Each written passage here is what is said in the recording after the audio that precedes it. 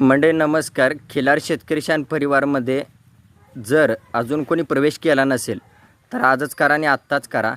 कारण का या खिलार दुनियेमध्ये आणि माणसाच्या जन्माला आल्यानंतर आखीव रेखीव कोरीव काटाळ या शब्दाचा अंतकरणातून अर्थ जर कुणाला समजून घ्यायचा असेल तर आयुष्यभर जगाचं कल्याण करणाऱ्या व्यक्तीसोबत जो कोणी कट्टर राहिला असेल तर त्या कट्टरतेला सलाम असेल आणि ती कट्टरता बाळगल्यास तर तुमच्या आयुष्यात कोणतीच गोष्ट कमी पडणार नाही. कारण का तर आज जो बारकावा म्हणतो आपण तो बारकावा या जगात कुणी कोणाला शिकवणार नाही.